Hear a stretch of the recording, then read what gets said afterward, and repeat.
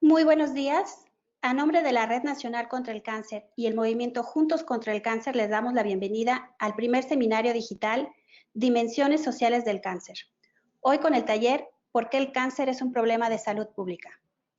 Nos acompaña la maestra Norma Cruz Maldonado, técnico académico titular B de tiempo completo, adjunto al Centro de Estudios e Investigación de la Escuela Nacional de Trabajo Social, a quien queremos agradecer todas las facilidades y el apoyo que nos ha otorgado para realizar este seminario. Y le damos la más cordial bienvenida. Buenos días a todos y a todas las personas que nos acompañan el día de hoy en este primer seminario digital que junto con organismos de la sociedad civil, en este caso con la Red Nacional contra el Cáncer y el Movimiento Juntos contra el Cáncer, la Escuela Nacional de Trabajo Social, en el marco de la Cátedra José Vasconcelos, que actualmente ostento, coordinamos este seminario con la idea de que llegue a la mayor cantidad de la población para sensibilizarlos en torno, sobre todo, a la reducción de factores de riesgo, a los lugares en los cuales pueden brindarles atención médica y sobre todo reflexionar sobre la dimensión social que esta terrible enfermedad genera no solamente en el paciente sino en sus familiares y que también tenemos que voltear a ver estas secuelas que se presentan desde las políticas públicas, no solamente en salud, sino también las políticas sociales. Así que agradeceremos su asistencia en estas 10 sesiones. Muchas gracias, maestra. Y antes de iniciar, nada más unas recomendaciones técnicas. Ustedes pueden ver en su pantalla, dependiendo si están conectados por computadora de escritorio, por tableta o por su teléfono, hay un símbolo de interrogación o si no, el texto que dice preguntas. Ahí podrán ustedes, a medida que vaya pasando la exposición, ir haciendo preguntas. Nosotros se las leeremos a la maestra para que las conteste al final. Y también hay un icono de una manita. Ahorita todos tienen sus micrófonos apagados, pero si hay alguien que al final desea hacer algún comentario, pone ese icono, le da clic a ese icono de la manita y les abriremos el micrófono. Les recuerdo que este seminario será grabado. Al final les enviaremos el link en donde pueden descargar todo esta presentación y también seguramente las recomendaciones de lecturas asociadas a esto, la maestra nos dará llegar y se las compartiremos y obviamente les pedimos de favor que mientras a más personas les compartan ustedes esta información, pues se cumplen los objetivos de este seminario. Empezamos. Muchas gracias, Leti. Bueno, el día de hoy, como organizadoras, ¿no? Junto con las integrantes de la Red Nacional contra el Cáncer, con Leti Aguiar y con la licenciada Araceli Carreto, habíamos decidido y decidimos, ¿no? Colocar ciertas temáticas relacionadas al cáncer, pero sobre todo darle un énfasis, insisto yo, en el ámbito de lo social. Pero sí era necesario identificar por qué el cáncer hoy es un día en nuestro país, incluso a nivel internacional, por qué es un problema de salud pública, por qué los gobiernos, las organizaciones de la sociedad civil y los familiares y pacientes eh, muestran siempre esta situación de poner énfasis especial no solamente al tratamiento, no solamente al acceso de salud, sino a lo que sucede después de padecer cáncer, ¿no? Entonces, el día de hoy vamos a empezar con este seminario de por qué el cáncer es un problema de salud pública. Como ustedes, a lo mejor algunos de ustedes tienen conocimiento, en nuestro país está atravesando por un cambio demográfico. Y este cambio demográfico también va a estar influyendo en el número de personas que presentan cáncer y también en la mortalidad de este. Por eso es necesario que, aunque suene un poco tedioso, presentemos a lo mejor algunas estadísticas para ir comprendiendo la magnitud de este problema que se presenta hoy en día y que tal vez pueda presentarse en escenarios de una década o 2 décadas, puede incrementarse y puede ser incluso peor de lo que ahorita estamos viviendo, ¿no? Como ustedes pueden ver, pues somos un importante número de habitantes en el país. La población del país, pues la mayoría son mujeres, somos 51% mujeres y prácticamente el 49% son hombres. Actualmente la edad mediana de la población es de 26 años, es una edad importante y lo que se está previendo es que el índice de envejecimiento en 2050 va a incrementarse y va a existir una relación de 130 adultos mayores por cada 100 jóvenes. Y hay un dato que es muy importante, la esperanza de vida al nacimiento es de 75 años para la población general en México. Y más adelante vamos a ver que en el caso de las mujeres tienen una esperanza de vida mayor al nacimiento, casi de 78 años, ¿no? Mientras que los hombres viven un poco menos, ¿sí?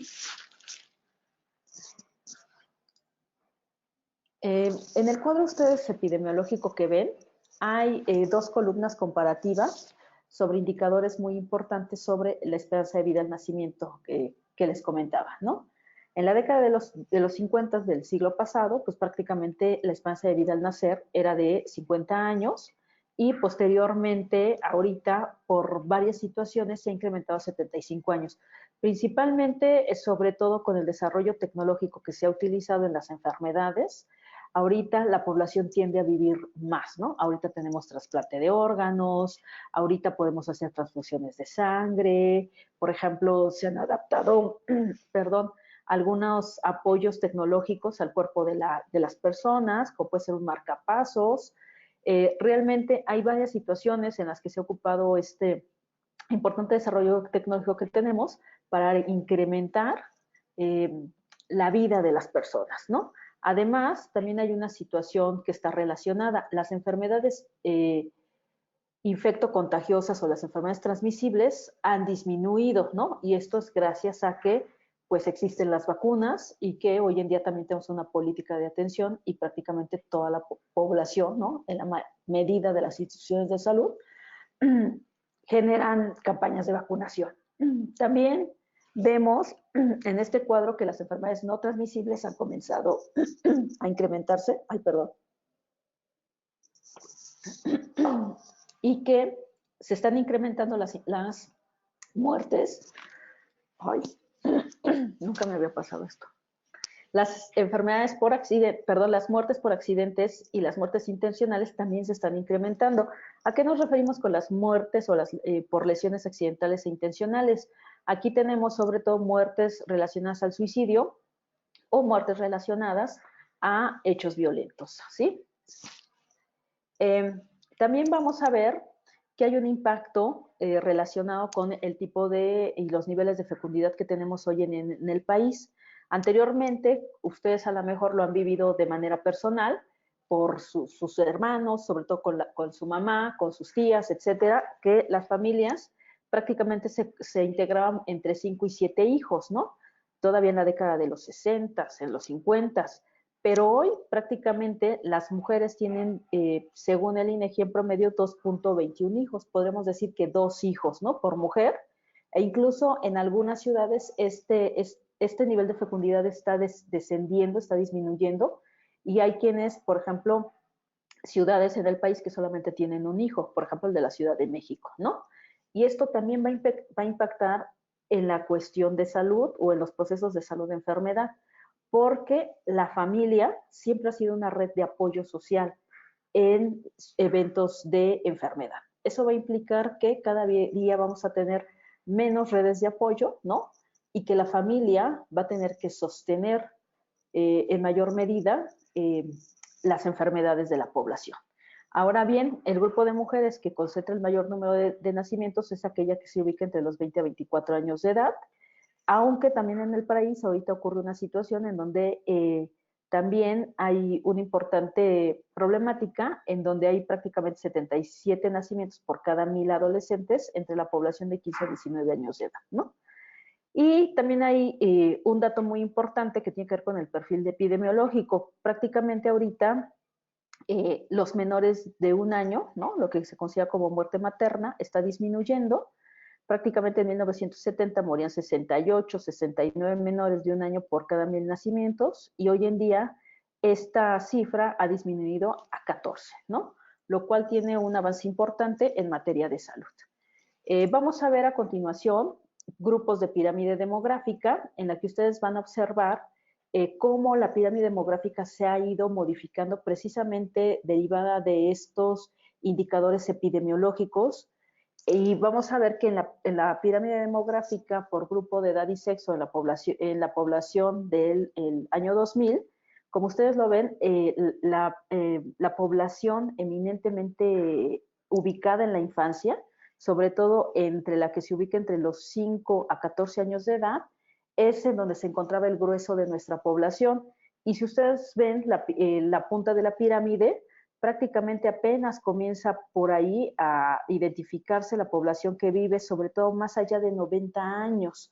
Y si lo ven, también el color rosa, que es el color en el que se identifican las mujeres en la gráfica, sobre todo tiende a vivir más a partir de la población que se ubica mayor a los 70 años de edad. Esta es la pirámide de población del 2010, en donde, si ustedes la ven, notan que ya la población prácticamente en una década, obviamente el grueso de la población se ubica entre los 10 y los 19 años de edad, una población, insisto, eminentemente joven, y si ustedes lo ven, la base de la pirámide demográfica comienza a disminuir, ¿sí?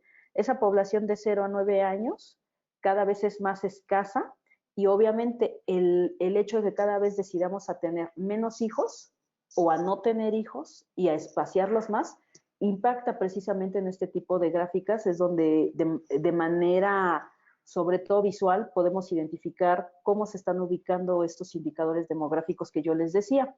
Y entonces el resto de la población de las edades mayores a 15 años comienza a incrementarse, ¿no? Y si ustedes lo identifican, comienza a incrementarse esa población que está entre los 10 y los 29 años de edad, y obviamente la población mayor de 60 años también se va a ir incrementando.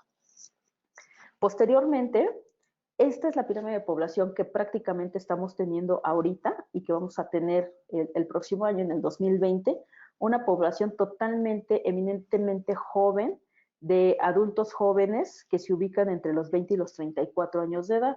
Obviamente, estas pirámides demográficas también nos permiten ir identificando las necesidades en materia de salud, en materia de desarrollo social, en materia de empleo, en materia educativa que necesita el país. Y en ese sentido, si ustedes lo ven, pareciera ser que la base de la pirámide ya está como estacionada, cada vez va disminuyendo esa base piramidal y se van incrementando sobre todo aquellas barras que ubican a la población, sobre todo en edades mayores a los 50 años. Obviamente cada vez también se comienza a ver mayor cantidad de población que vive más de 75, 80 años, ¿no? Insisto, este va a ser un elemento muy importante porque hay una situación que más adelante vamos a ver, y la edad para algunos tipos de cáncer es un factor de riesgo.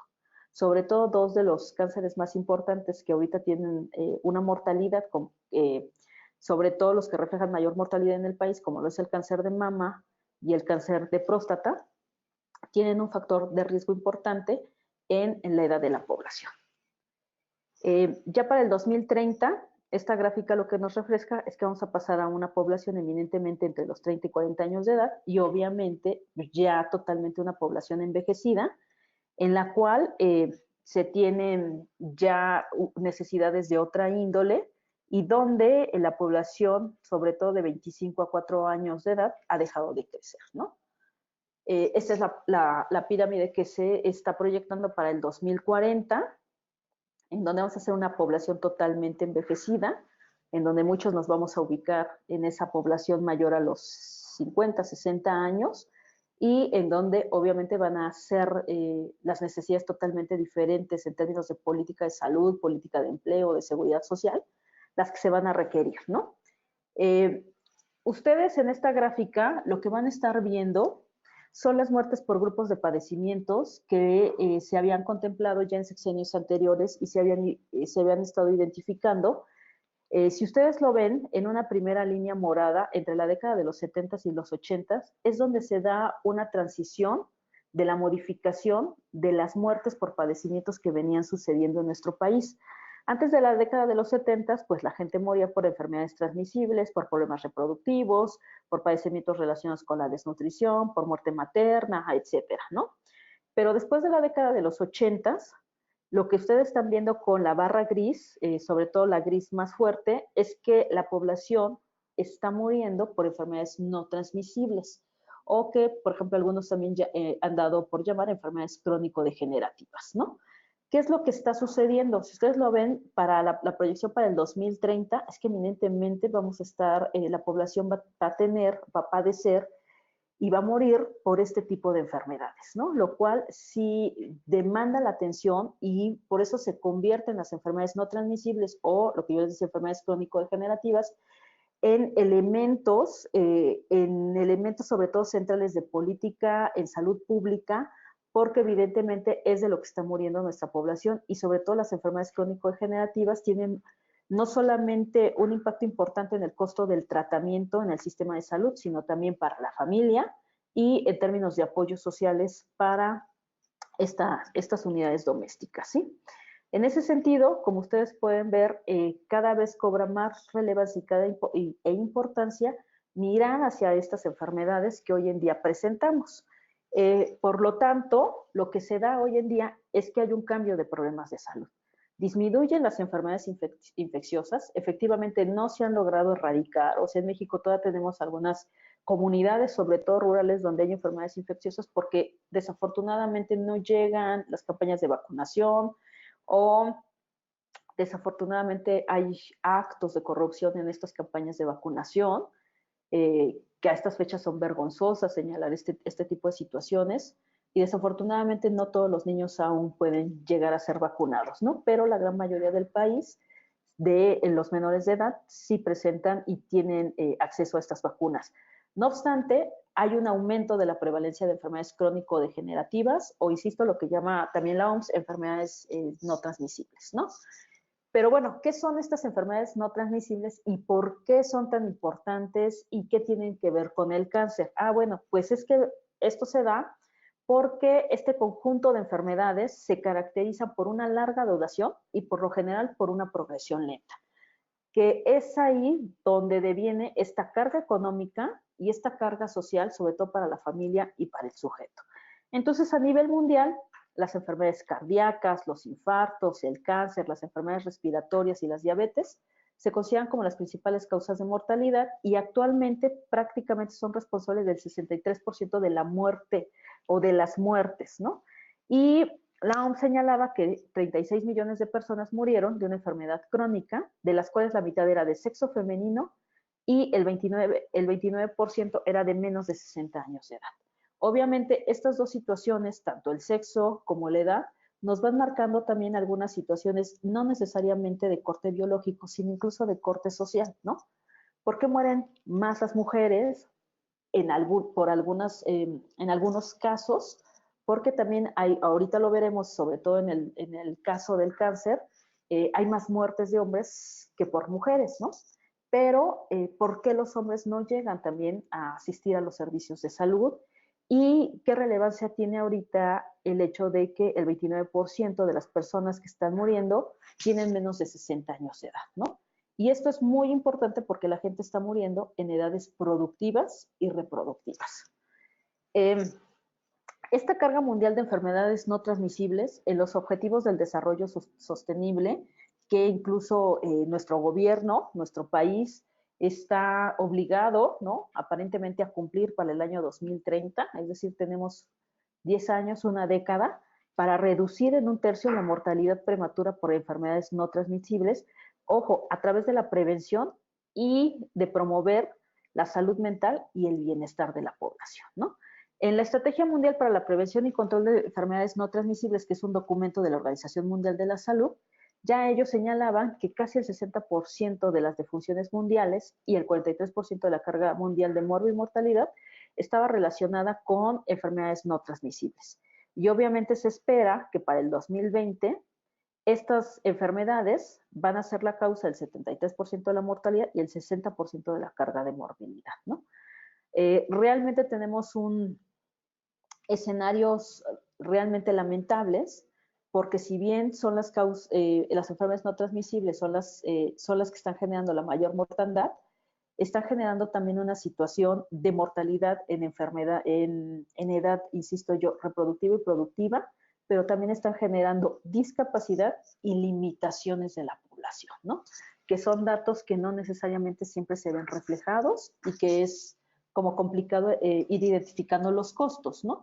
En el caso de nuestro país, pues lo que nos señala el INEGI y en esta tabla que ustedes están viendo son las 10 principales causas de muerte. Pero, si ustedes lo identifican, la cuarta causa de muerte son los tumores malignos. Y el INEGI así lo reporta. Los tumores malignos prácticamente son todos los tipos de cáncer, ¿no? Están ahí agrupados y prácticamente corresponde al 12.2% de las principales causas de mortalidad de nuestra población, ¿no? Pero si también ustedes revisan esa tabla, van a encontrar algunas enfermedades que efectivamente pudieran estar o no relacionadas, sobre todo con el tema que nos ocupa hoy, que es el cáncer, ¿no? Como la diabetes mellitus o las enfermedades del corazón, por señalar algunas otras. Y ahorita más adelante vamos a ver la relación con estas otras enfermedades, ¿no? Referente a las principales causas de mortalidad por sexo, lo que estamos viendo es que en el caso de los hombres, entre las 10 principales causas de mortalidad, efectivamente no aparece el cáncer, pero aparecen otras enfermedades como la diabetes, las enfermedades del corazón y sobre todo en ellos es muy notable las defunciones por aspectos relacionados a violencia, sobre todo accidentes de tráfico. Pero en el caso de la mujer, ahí dentro de las 10 principales causas de muerte, para ser precisos, en la octava causa de muerte, encontramos ya el cáncer de mama. Y es que representa el 2.0% de la mortalidad en las mujeres. Y este es un dato muy, muy importante y relevante para poder comprender por qué la política pública, las acciones de las organizaciones de la sociedad civil hacen mucho énfasis en este padecimiento. Y en ese sentido, tenemos que las principales causas de mortalidad en México son las enfermedades cardíacas, la diabetes mellitus y los tumores malignos, ¿sí? Y si ustedes revisan estas tres enfermedades, tienen varios factores de riesgo relacionados a lo que nosotros llamamos determinantes sociales de la salud. Es decir, no solamente hay factores biológicos de riesgo que desencadenan estos padecimientos, sino también hay otros determinantes sociales que están influyendo en alguna medida en que estos tres padecimientos sean las principales causas de mortalidad en nuestro país, ¿no? Entonces, ¿qué es el cáncer y por qué el día de hoy nos ocupa y cómo se relaciona con estas principales causas de muerte? Bueno, pues el cáncer es la proliferación, es decir, una reproducción anormal, ¿no?, e incontrolada de las células que puede ocurrir en cualquier tejido. Obviamente son células que se enferman al crecer y que van creciendo, se reproducen de una manera sin control y van adquiriendo tamaños y formas anormales que cada vez van destruyendo las células sanas e incluso también las defensas e invadiendo otros órganos y tejidos, ¿no? Entonces, realmente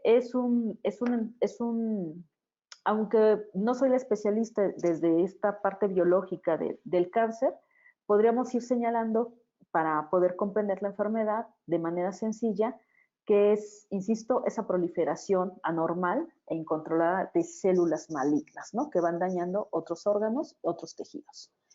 Entonces, la agencia Notimex, ¿no?, nos regala esta infografía y nos dice que prácticamente en el país anualmente hay 120,000 muertes a causa de cáncer y que la mayoría de los tumores malignos de alguna manera son curables siempre que se detecten a tiempo, ¿sí? Me gusta mucho esta infografía porque ellos lo dividieron por sexo, ¿no?, más que por género, y podemos ubicar que en el caso de los hombres, los tres principales tipos de cáncer que más mortalidad genera en ellos son el cáncer de próstata, el cáncer de pulmón y el cáncer de estómago, y en el caso de las mujeres es el cáncer de mama, el cáncer cervicouterino y el cáncer de hígado. A lo largo de la historia de nuestro país, y digo, no es tema de la sesión de hoy, pero podemos ubicar que incluso estos tipos de cáncer han tenido comportamientos diferentes históricamente en el tema de la salud pública, porque todavía en la década de los 90, el cáncer cervicouterino era el principal tipo de cáncer que generaba más mortalidad en mujeres.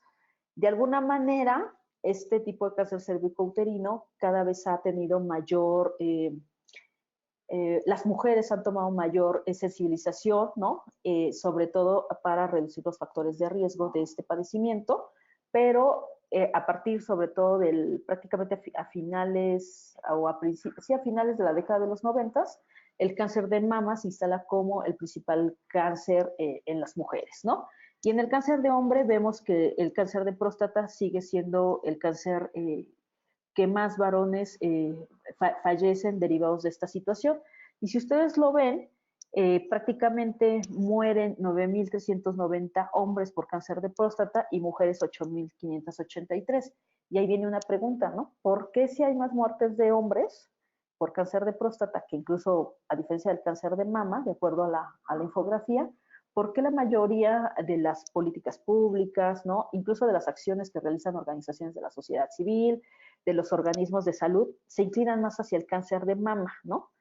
Y obviamente aquí sí hay algunas situaciones en las cuales sí está influyendo la situación de género. Hay una situación de corte social en donde los hombres, por algunas construcciones socioculturales respecto a lo que significa ser hombre, dejan de acudir, ¿no?, a instancias de salud.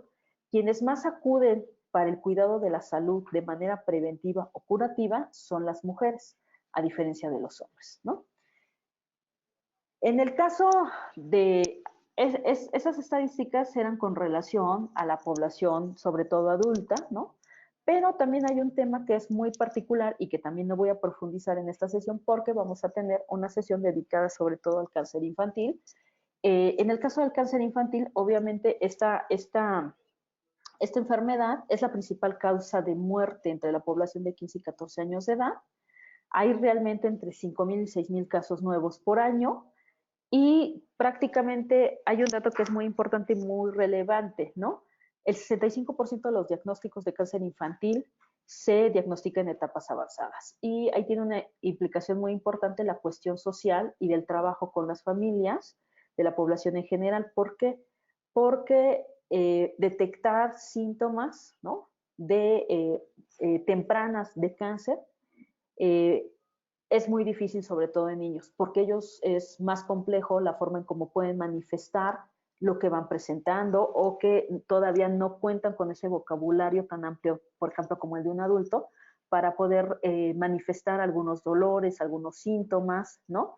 Y ahí prácticamente quienes tienen eh, las familias son quienes serían la primera fuente de apoyo para poder estar identificando estas situaciones, ¿no?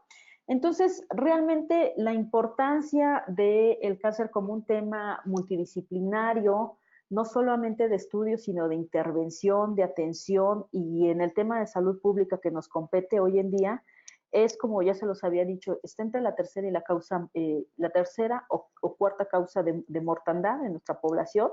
Prácticamente le corresponde el 12.7% de las defunciones generales. 63 años, ¿no? Es el promedio de edad de las personas que mueren de cáncer. Obviamente ya estamos pensando en personas adultas mayores y yo les decía, eso se relaciona mucho con los factores de riesgo, sobre todo biológicos, que se presentan, y obviamente el 43% de las defunciones ocurren en edad productiva, ¿no? Una edad realmente en donde todavía la población tiene pues muchas cosas no solamente que dar, sino que vivir. Y entonces, hoy en día, nada más vamos a revisar 3 normas oficiales relacionadas al cáncer. Está la norma oficial, la 041 del 2011, que es la norma para la prevención, diagnóstico, tratamiento, control y vigilancia epidemiológica del cáncer de mama. También está recientemente la norma oficial mexicana, la 048 del 2017, para la prevención, detección, diagnóstico, tratamiento, vigilancia y promoción de la salud sobre el crecimiento prostático benigno y cáncer de próstata, y la norma 14 de 1994 para la prevención, detección, diagnóstico, tratamiento, control y vigilancia epidemiológica del cáncer cervicouterino. Solamente voy a poner esos 3 ejemplos de normas oficiales y ustedes pueden ver en la tabla lo que logré yo rescatar de estas normas oficiales, en donde Por ejemplo, viene incluso de los factores de riesgo colocados en color morado para resaltarlos, sobre qué factores de riesgo sociales hay relacionados a estos cánceres, ¿no? Al menos en el cáncer de mama se reconocen diversos factores de riesgo social, como puede ser la edad, ¿no? Ser una mujer mayor de 40 años es un factor de riesgo. La historia personal y familiar, pues es también un factor de riesgo no solo biológico, sino también social. El ser nuligesta, el primer embarazo después de los 30 años de edad, y eso lo tenemos que considerar también de manera importante, porque hoy en día las mujeres, debido a que se incrementa la escolaridad de estas, tienden a tener hijos entre los 30 y los 40 años de edad, ¿no? Esa es otra situación que la cuestión epidemiológica también nos está arrojando. Pero también hay una cuestión muy importante que yo les remarco en el 7.1.7 de esta norma oficial relacionada al cáncer de mama, que es la obesidad, ¿no? Es un factor